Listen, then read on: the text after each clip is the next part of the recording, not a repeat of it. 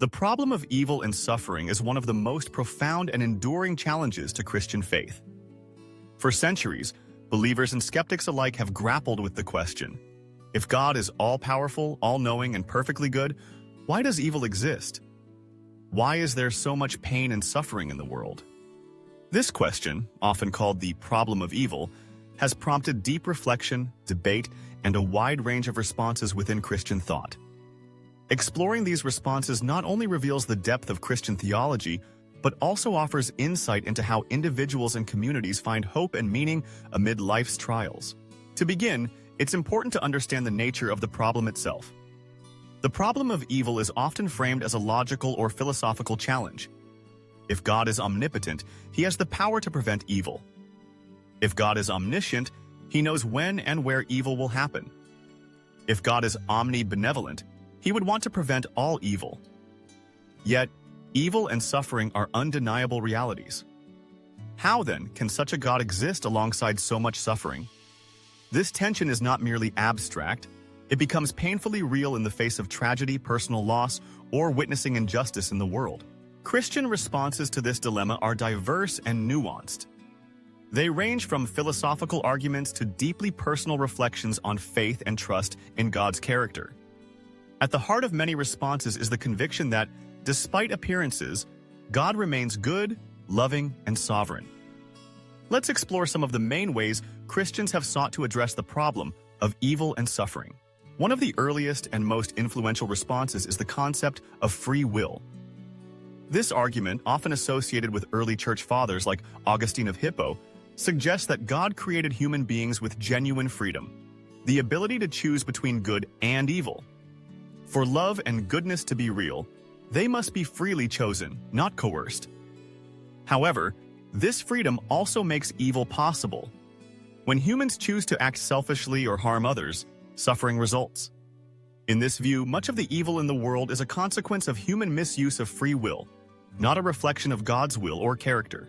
The free will defense is compelling because it preserves the integrity of human agency and the value of genuine relationship with God. It acknowledges that God could have created a world of automatons, incapable of wrongdoing, but such a world would lack true love, virtue, or meaning. Instead, God took the risk of granting freedom, knowing that it could be abused, but also that it held the potential for authentic goodness and love. Yet, the free will defense does not address all forms of suffering, especially those not directly caused by human choices, such as natural disasters, disease, or the suffering of innocent children. To address these, some Christians turn to the concept of a fallen world. According to this perspective, the original harmony of creation was disrupted by humanity's first act of disobedience, often referred to as the fall. As a result, not only human hearts but also the fabric of creation itself became subject to decay, disorder, and suffering. This view is rooted in passages like Romans 8:20-22, where the Apostle Paul writes that creation was subjected to frustration and longs for redemption. In this framework, suffering is not part of God's original design, but a result of the brokenness introduced by sin. The world, in its current state, is not as God intended it to be. Suffering, then, is a sign that something has gone wrong, a reminder that creation is in need of healing and restoration. This perspective can offer comfort by situating personal pain within a larger cosmic story of fall and redemption. Another significant Christian response is the soul-making or greater good theodicy, associated with thinkers like Irenaeus and more recently John Hick. This approach suggests that suffering plays a crucial role in spiritual growth and character formation. Just as physical exercise strengthens the body, facing challenges and difficulties can develop virtues such as patience, compassion, courage, and faith. In a world without suffering, such virtues might never emerge. God, in his wisdom, allows suffering not because he delights in it, but because it can lead to a greater good, the transformation of souls. The Soul-Making Theodicy emphasizes that God's ultimate goal is not merely our comfort, but our maturity and likeness to Christ. Suffering, then, is not meaningless, but can be a tool for growth.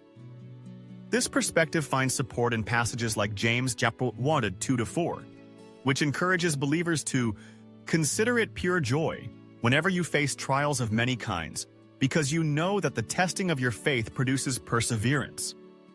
While this does not explain every instance of suffering, it offers a way to find purpose and hope within it. Still, some critics argue that no amount of character development can justify extreme or gratuitous suffering, such as the horrors of war, genocide, or the suffering of innocence. In response, some Christians appeal to the mystery of God's providence. This approach acknowledges the limits of human understanding and the vastness of God's wisdom. The book of Job, one of the oldest texts in the Bible, explores this theme in depth. Job, a righteous man, suffers immense loss and pain without apparent reason. His friends offer various explanations, but God's response is to remind Job of the complexity and grandeur of creation, implying that some things are beyond human comprehension. The appeal to mystery is not a cop-out, but a recognition of the gap between finite human perspective and the infinite wisdom of God. As Isaiah 55:8-9 declares, "For my thoughts are not your thoughts, neither are your ways my ways, declares the Lord. As the heavens are higher than the earth, so are my ways higher than your ways, and my thoughts than your thoughts." This humility before the mystery of suffering can foster trust in God's goodness, even when answers are elusive. Another profound Christian response is the focus on the suffering of God Himself, especially in the person of Jesus Christ. Christianity uniquely proclaims that God is not distant from human pain, but has entered into it. In Jesus, God experienced hunger, betrayal, grief, and even death on a cross. The cross stands as the ultimate symbol of God's solidarity with the suffering. As the theologian Jürgen Moltmann famously wrote, "God weeps with us so that we may someday laugh with Him." The suffering of Christ transforms the meaning of suffering for believers. It assures them that God is not indifferent to their pain, but has borne it Himself. Moreover, the resurrection of Jesus offers hope that suffering and death do not have the final word. In the words of 1 Peter 1:3, "In His great mercy, He has given us new birth into a living hope through the resurrection of Jesus Christ from the dead." The Christian story is not one of unending suffering, but of suffering redeemed and overcome.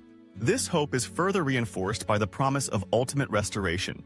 The Bible concludes with a vision of a new heaven and new earth where He will wipe every tear from their eyes. There will be no more death or mourning or crying or pain, for the old order of things has passed away. Revelation 21:4. For Christians, this eschatological hope means that present suffering is temporary and will one day be swallowed up in joy. The promise of future restoration does not erase current pain, but it places it within a larger narrative of redemption. In addition to these theological responses, Christians are called to respond to evil and suffering with practical compassion and action. The parable of the Good Samaritan, for example, teaches that faith is not merely a matter of belief, but of loving one's neighbor in concrete ways. Throughout history, Christians have established hospitals, orphanages, and relief organizations to alleviate suffering. This active response reflects the conviction that, while suffering may be a mystery, love is always a command. Moreover, suffering can deepen spiritual life and community. Many Christians testify that times of pain have drawn them closer to God, increased their empathy for others, and strengthened their faith.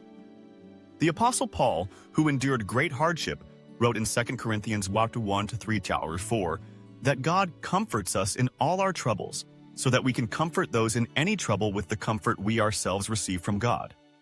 In this way, suffering can become a source of solidarity, compassion, and ministry. Of course, none of these responses eliminate the reality of pain or provide easy answers. The problem of evil remains a profound mystery, one that invites ongoing reflection, prayer, and humility. Yet, within Christian tradition, there is a rich tapestry of thought that seeks to wrestle honestly with suffering while affirming God's love and faithfulness. Let's explore some of these responses in greater depth, beginning with the free will defense.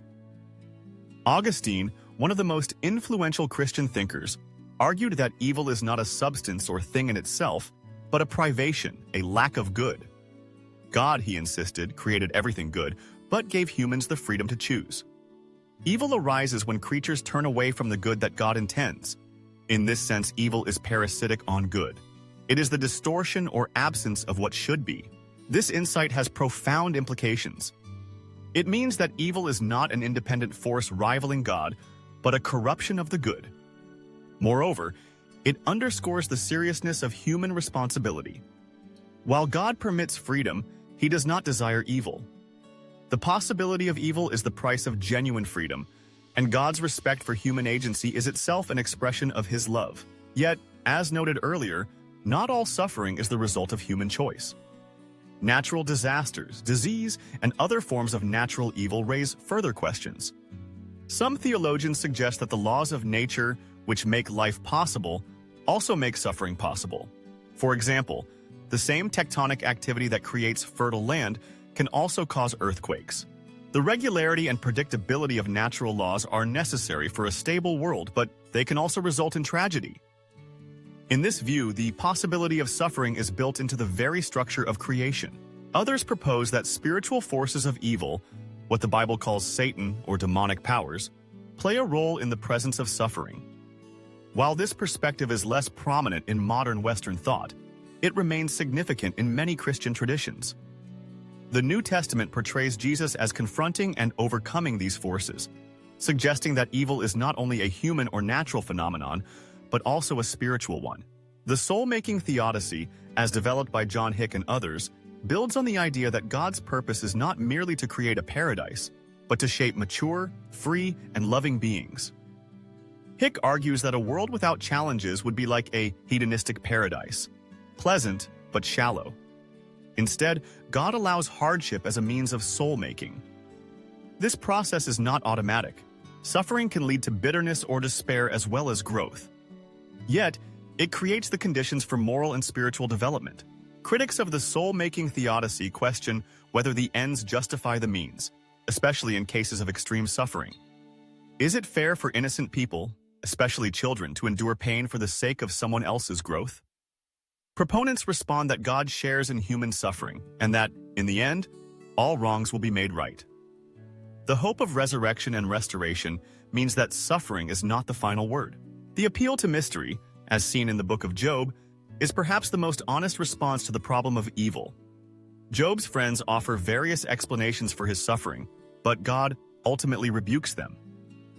Instead of providing a direct answer, God points to the vastness and complexity of creation. The message is clear. Humans are limited in their understanding, and some things may remain inexplicable. Yet, Job's encounter with God leads to a deeper trust, even in the absence of answers. This posture of humility is echoed in many Christian traditions. It acknowledges that, while reason and theology can offer insights, they cannot fully capture the depth of suffering or the mystery of God. Faith in this context is not blind acceptance, but a trust that God is good, even when circumstances are not. The suffering of Christ is central to Christian responses to evil. The cross is not only a symbol of redemption, but also of God's identification with human pain.